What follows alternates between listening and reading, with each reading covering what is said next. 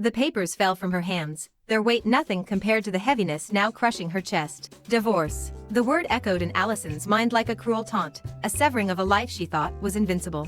And as the whispers began to ripple across the office, her gaze locked on the blank envelope. It wasn't just the end, it was a reckoning.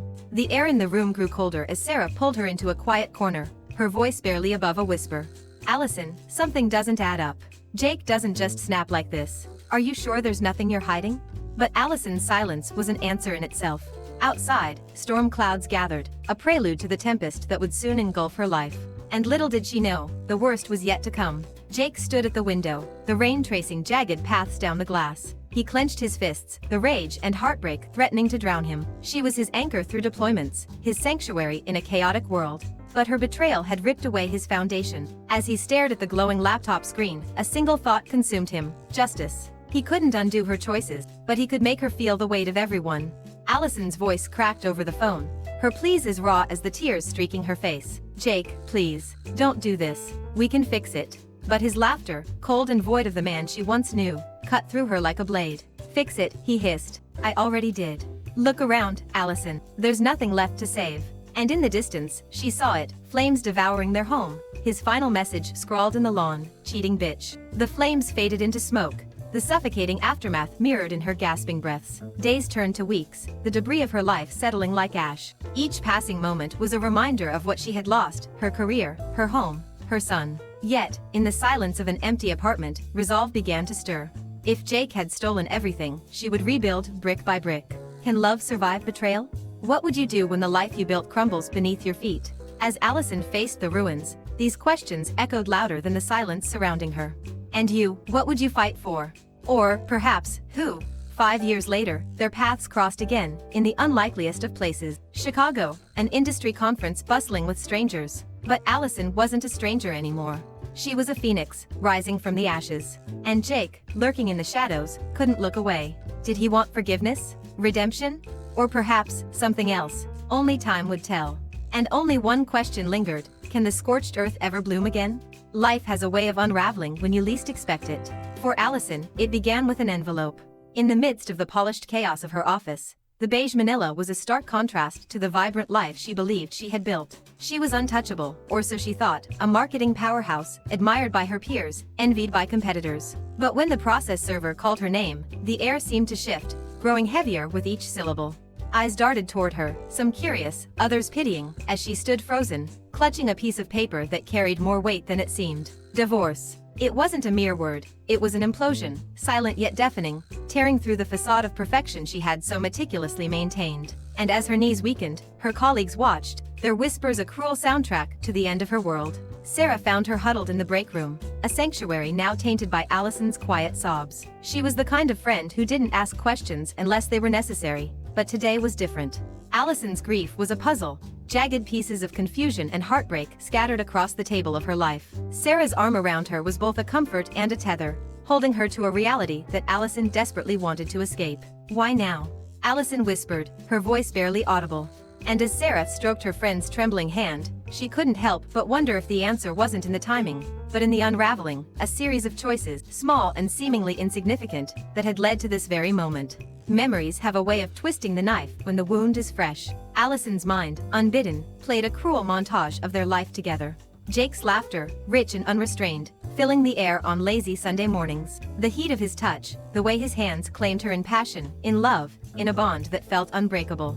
But there were shadows, too, creeping in the corners of her recollection. The distant look in his eyes when he returned from Afghanistan, the way his touch grew hesitant, his laughter less frequent. It wasn't just the physical distance of his deployments, it was something deeper, something insidious. And now, sitting in that sterile room, Allison was forced to ask herself, had she missed the signs, or had she chosen to ignore them? Sarah's voice was a knife, cutting through the haze of Allison's despair. Intimacy, she said, her tone careful but firm.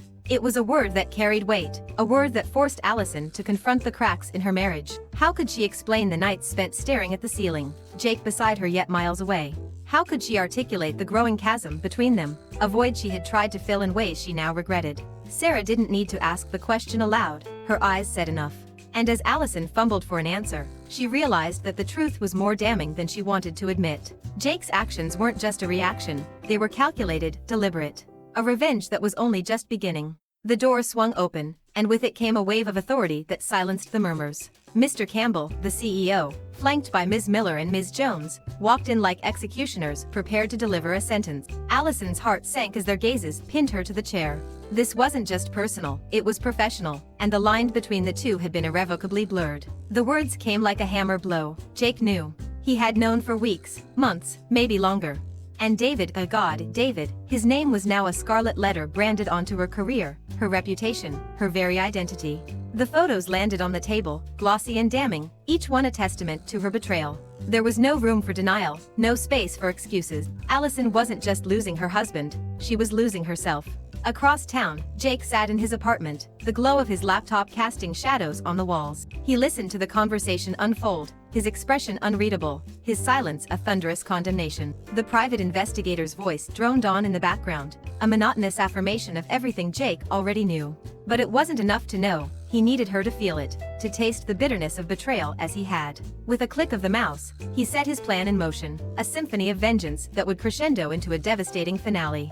For Jake, this wasn't just justice, it was retribution, calculated and unrelenting. Termination. The word echoed in Allison's ears as Ms. Miller handed her the envelope. It was thick, filled with evidence that left no room for interpretation. Photos, messages, receipts, it was all there, a ledger of her sins meticulously documented. "Go home," Ms. Miller said, her tone clipped, her gaze devoid of sympathy. But home was no longer a sanctuary. Home was a battlefield, and Jake was waiting on the other side, armed with truths that would shatter what little remained of her life. Allison stumbled out of the office, the weight of the envelope in her hand a cruel reminder of the choices that had led her here. The drive home was a blur of tears and memories, each one cutting deeper than the last. Their first kiss, stolen under the bleachers during a summer storm. Their wedding day, her white dress glowing against the setting sun. Ryan's first cry, the sound of life and love wrapped in a single, perfect moment. But these memories were tainted now, corrupted by the choices she had made and the man Jake had become. The house loomed ahead, a silhouette against the darkening sky, its windows staring back at her like accusing eyes. And as she pulled into the driveway, Allison knew that the confrontation she dreaded was unavoidable. Jake stood at the window, the rain a mirror to the storm raging inside him. He watched her car pull up, her silhouette trembling as she stepped into the night. This was the woman he had loved, the mother of his child, the keeper of his dreams. And now, she was the architect of his despair. The phone in his hand felt heavier than it should, the words he had rehearsed tasting bitter on his tongue. But this wasn't about love, not anymore. This was about justice, about reclaiming a part of himself that her betrayal had stolen. As he dialed her number, Jake's mind was clear. He wasn't just ending a marriage, he was rewriting the story. The city's rush hour cacophony filled the space around Allison, but it could not drown out the voice on the other end of the line. Jake's words were like knives, sharp and deliberate, cutting through her desperate pleas with precision. She begged, clinging to the fragments of hope she could find, but his resolve was impenetrable, forged in the crucible of betrayal. His voice carried an eerie calm, the kind that only accompanies someone who has meticulously planned every move. And for every tear she shed, he seemed to grow colder, each refusal from him chiseling away at her fragile composure. In that moment, amidst the chaos of traffic and her unraveling world, she realized this was no conversation, it was a judgment, and Jake was both the jury and the executioner. Allison's heart sank further as Jake laid out the depths of his actions, each revelation like a stone dragging her deeper into despair. The bank accounts, emptied. The credit cards, cancelled. The photos, disseminated with the cruel precision of a surgeon wielding a scalpel. Friends, family, colleagues, even their church congregation, no one had been spared the knowledge of her betrayal. Her life, once polished and pristine, was now a shattered mosaic for all to see. Jake spoke with a detachment that belied the fury fueling his action, each word a calculated step in dismantling the identity she had built. And as Allison gripped the steering wheel, tears blurring her vision, the weight of her choices bore down on her like an unforgiving tide. The betrayal wasn't confined to her indiscretions, Jake revealed. He had turned their home into a stage for his own justice, cameras hidden in plain sight, silently capturing the collapse of their marriage. Every argument, every stolen glance with David, every deceitful whisper, it was all catalogued, a grotesque archive of her infidelity. Jake's words carried the sting of humiliation, exposing the depths of his surveillance. He had been watching, waiting, his silence a weapon she hadn't even known he wielded. And now, as he described the lengths he had gone to uncover the truth, Allison realized that the home they had shared was never truly hers. It had become a battlefield long before she knew there was a war. Jake's vengeance was not confined to Allison alone. He recounted his confrontation with David, a chilling tale of retribution that left no room for ambiguity. David had been warned, not just about the wrath of Jake, but of Victoria, David's wife. Jake's words painted a vivid picture of a man unraveling under the weight of his own sins, a mirror of Allison's descent. But the most devastating revelation was yet to come: Jake's calculated involvement with Victoria, a twisted echo of Allison's betrayal. It wasn't love, or even lust, it was a weapon, designed to inflict maximum pain. And as he spoke of those nights, Allison's breath hitched, the sheer cruelty of his actions leaving her reeling. This wasn't just vengeance, it was annihilation. The house was a beacon of devastation, its flames consuming not just wood and stone, but memories, promises, and dreams. Jake's voice, steady and devoid of emotion, described the message left behind, a searing epithet that would forever mark this chapter of her life. The fire wasn't just destruction, it was a declaration, a vivid symbol of the finality of their marriage. Allison's screams echoed in the night, a raw and visceral response to the erasure of everything she had held dear. And Jake, on the other end of the line, listened in silence, his mission complete. The flames danced in her tears, and for the first time, Allison truly understood the depths of the abyss Jake had descended into. But amidst the ashes of her home, Jake revealed a twist that wrenched the breath from her lungs. Ryan, their son, was safe, but not with her. Jake spoke of a new life, far from the ruins of their past, a fresh start where he could protect their child from the shadows of betrayal. His words were chillingly practical, devoid of the love that once bound them as parents. This wasn't about custody, it was about control, about erasing Allison from Ryan's world as effectively as he had erased their home. For the first time, Allison realized that her greatest loss wasn't her career, her reputation, or even her marriage, it was her son. Allison's pleas grew frantic, her voice breaking under the weight of desperation. She begged for mercy, for a chance to see Ryan, to hold him, to explain.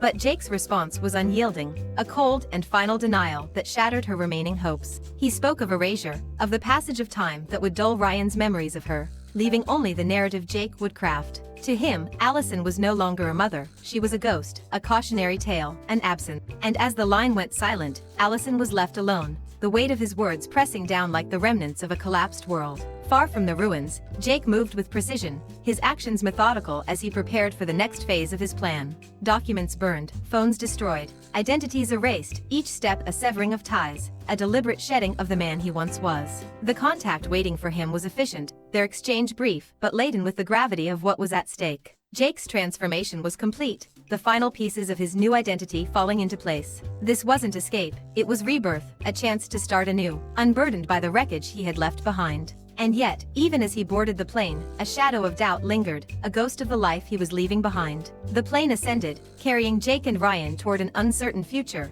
their destination as much a mystery to themselves as to the world they left behind. Ryan, oblivious to the turmoil that had uprooted his life, looked out the window, his innocence a stark contrast to the storm that raged within his father.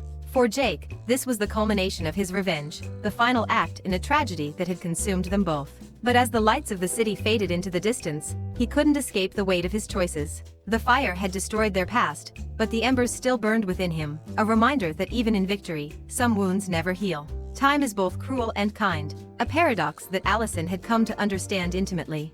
5 years had passed, but the scars left by Jake's vengeance remained etched in her soul. They were not wounds anymore, but reminders of her fall, of her mistakes, of the strength it took to rise again. She had rebuilt her life brick by brick, each piece harder to place than the last. Therapy had taught her to confront her guilt, to wrestle with the demons of her choices. And now, she stood taller, her resilience forged in the fire of her own mistakes. Her work at the women's shelter wasn't just redemption, it was purpose. Every woman she helped was a reflection of her past self, broken but not beyond repair. Yet, despite her progress, there was a shadow she couldn't escape: Ryan. He was out there, somewhere, growing up without her, a son she had loved but lost to the man she once called her husband. The thought was a constant ache, a reminder that some pieces of a shattered life cannot be recovered, only mourned. Jake's new life in Buenos Aires was a study in contradiction. He had everything he had planned for: a stable career, a comfortable home, and Ryan, who was now the center of his world. But the weight of his choices lingered, an invisible burden he carried daily.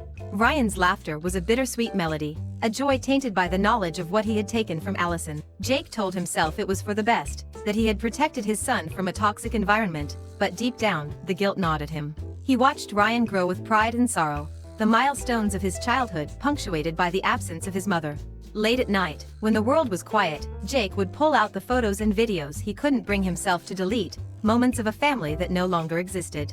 And as he stared at Allison's face, he couldn't help but wonder, had he saved Ryan? Or had he doomed him to a life shaped by a father's bitterness and a mother's absence? Victoria had found her voice in the ruins of her marriage. The betrayal she had endured became her rallying cry, a catalyst for transformation. Divorcing David wasn't just an end, it was a beginning. She channeled her pain into advocacy, becoming a fierce advocate for victims of infidelity and domestic abuse. Her story resonated with countless others, a beacon of hope for those struggling to rebuild their lives. But even as she stood on stages and spoke with conviction, there were nights when the silence of her home felt suffocating.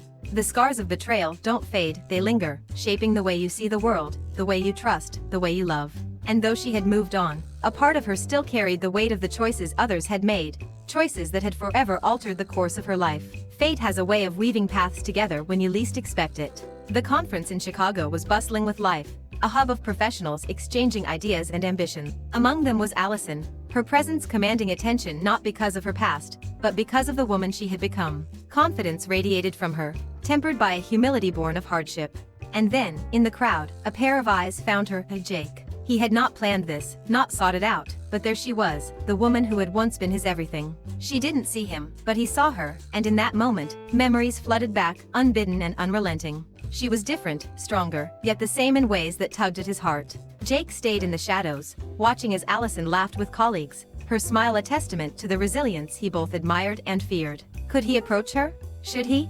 The questions swirled, each one heavier than the last. He had built his life on the foundation of her betrayal, but now, seeing her like this, he wondered if that foundation was as solid as he believed. Allison, oblivious to his presence, moved with a grace that spoke of healing, of growth, of a life reclaimed. And as Jake turned to leave, he couldn't help but glance back one last time. The past still lingered between them, an unspoken question hanging in the air. Could forgiveness ever bridge the chasm they had created? Or was the distance between them insurmountable? Some answers, it seemed, were destined to remain unknown. Life is a series of choices, each one carrying the weight of consequences we often cannot foresee. For Allison, Jake, and the others whose lives were entangled in this web of love, betrayal, and vengeance, the road forward was uncertain. Could the scars of the past ever fully heal? Or would they remain as a reminder of the lessons learned too late? And what of Ryan, caught between the choices of two flawed yet deeply human parents? The story of the scorched earth leaves us with more questions than answers, a mirror held up to our own lives, forcing us to ask, what would you have done? How far would you go for love, for revenge, for redemption? And perhaps most hauntingly, is it ever truly possible to forgive?